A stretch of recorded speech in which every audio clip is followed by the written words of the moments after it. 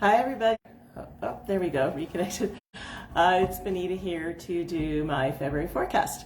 It's a little bit late this time because still catching up from moving in to our new place at SOPA. I'm very excited to be here and to have this opportunity to share this with you.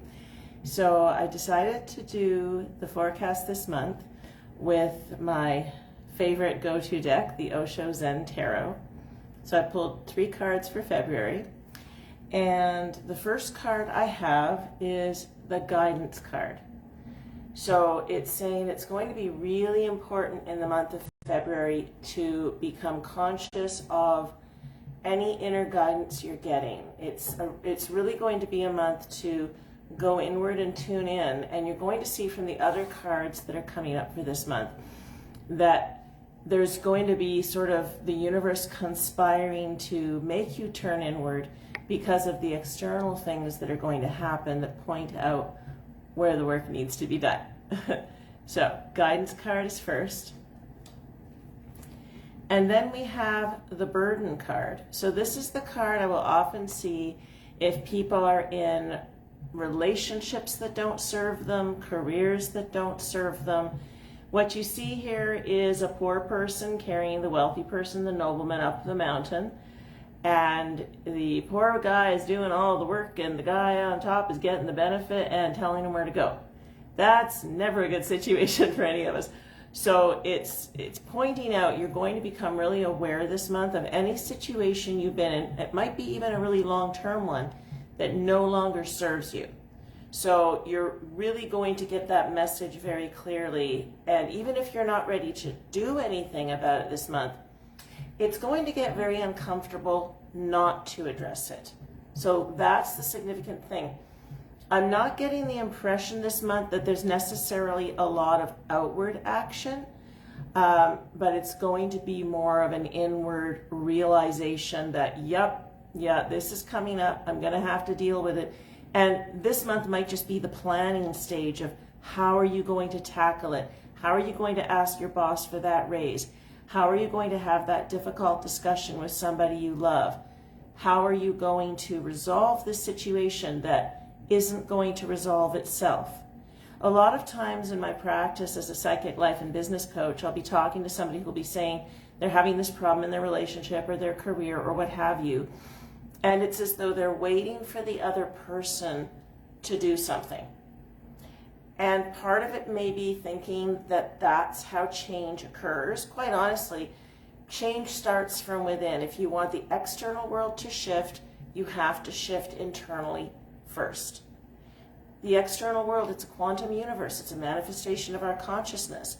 If you really want something about it to shift, you're going to have to shift with it. You're going to have to first place the intention and start to do the internal work if you want something to change on the outside.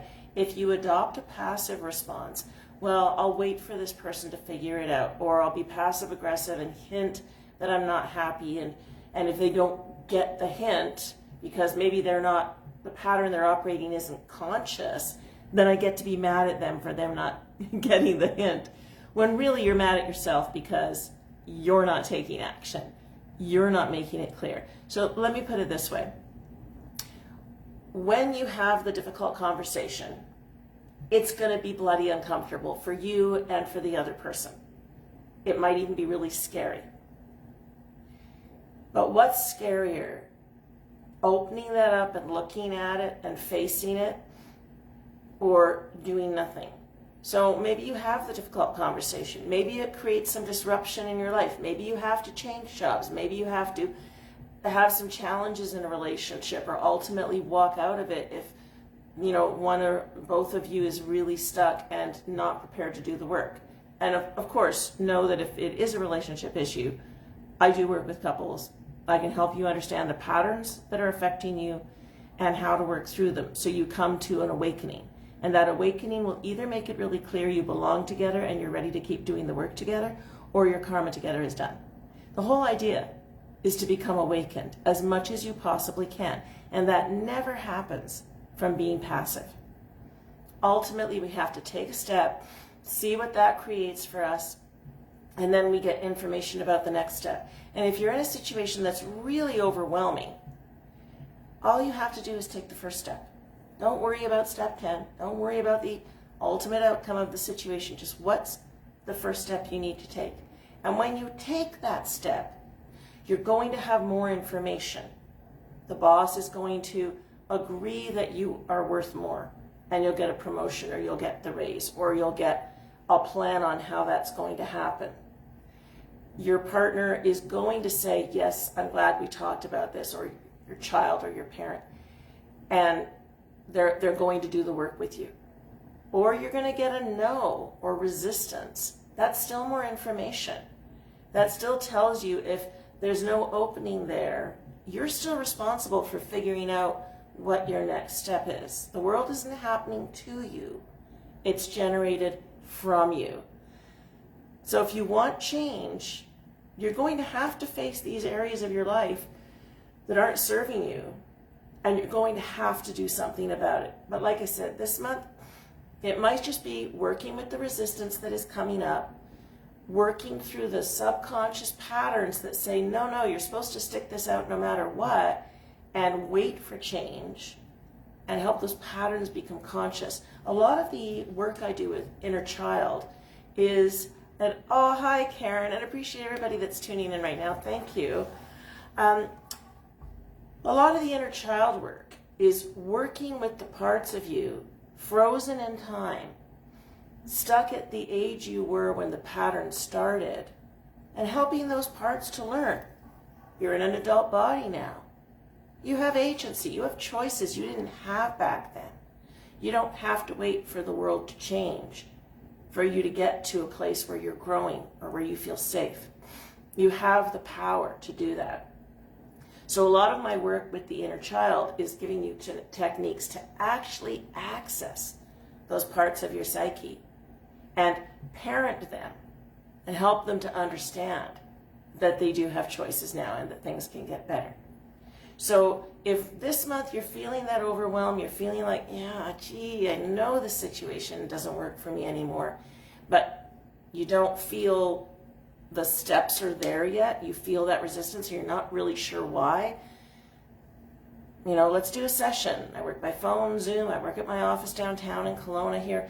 Let's get together and figure out what patterns are keeping you from taking that next step and why. Because once those patterns become conscious, that energy is freed up to make that shift in your life.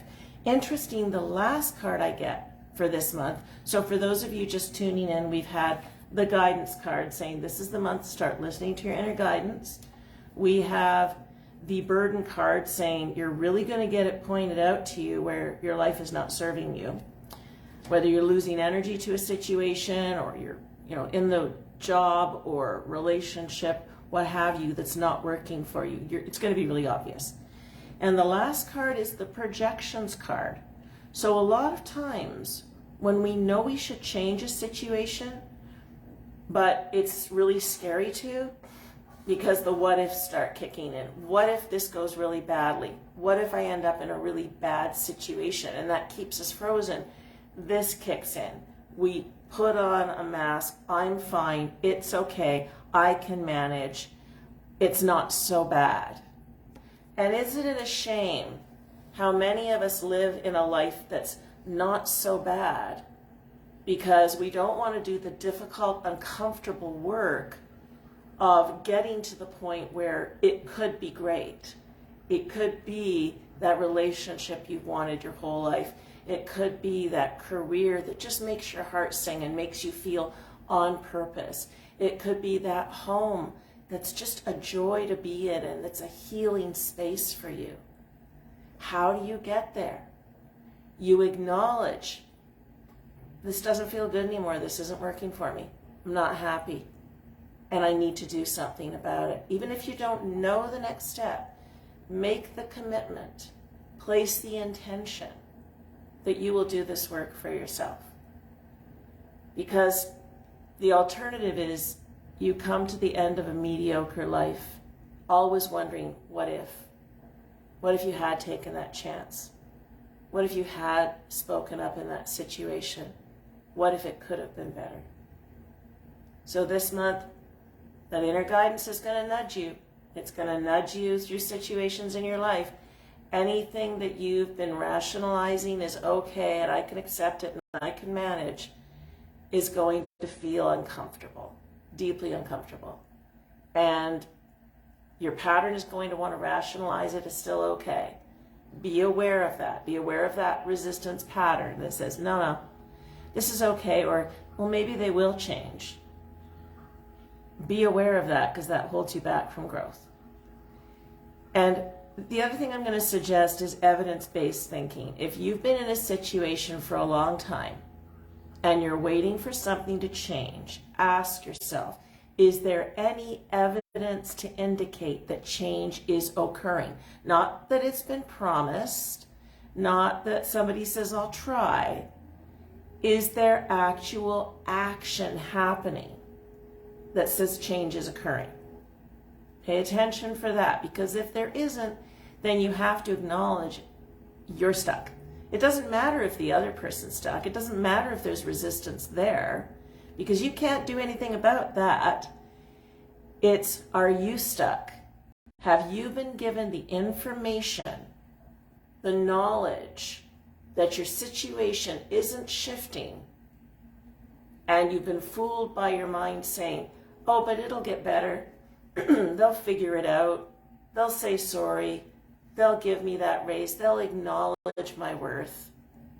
It'll happen eventually. If there's no evidence for that, if nothing is actually shifting in your reality, then you need to acknowledge you're the one who's stuck. You're the one who's accepting a scenario that isn't working for you. And it's deeply uncomfortable when we acknowledge that. When we say, yeah, this doesn't fit for me anymore. This doesn't make my heart sing. This doesn't make me feel purposeful in my life. But we need that discomfort to push us into a situation where we'll say, okay, fine. Yeah, right, I'm not happy. And I can't make myself be happy about the situation. I know I'm selling myself short. So what am I going to do about it? And all you need is the first step. And often the first step is placing intention. So place intention this month. What's the change you want to make? What's the first step you're willing to take? Take the first step. Step into the discomfort of that change. And if you encounter resistance, then you can say, why am I resistant? What is this pattern preventing me from doing?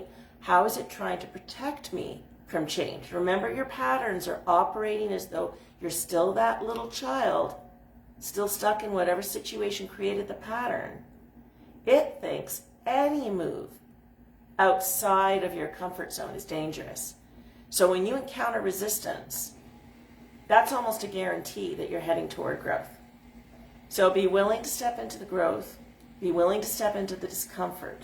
You don't have to do it all at once. But when you're willing to step into a situation that takes you outside your comfort zone, and you're willing to work with any patterns that come up as a result of doing so, change is going to occur. And ultimately it can lead to the life you always wanted. But you got to be willing to take that first step. So that's my forecast for February. I'm going to come back in a little while, about 10 minutes, to do some free mini readings. So if you're interested in me pulling a card for you today, pop back in 10 minutes and I'll see you right here. Thanks very much. Bye for now.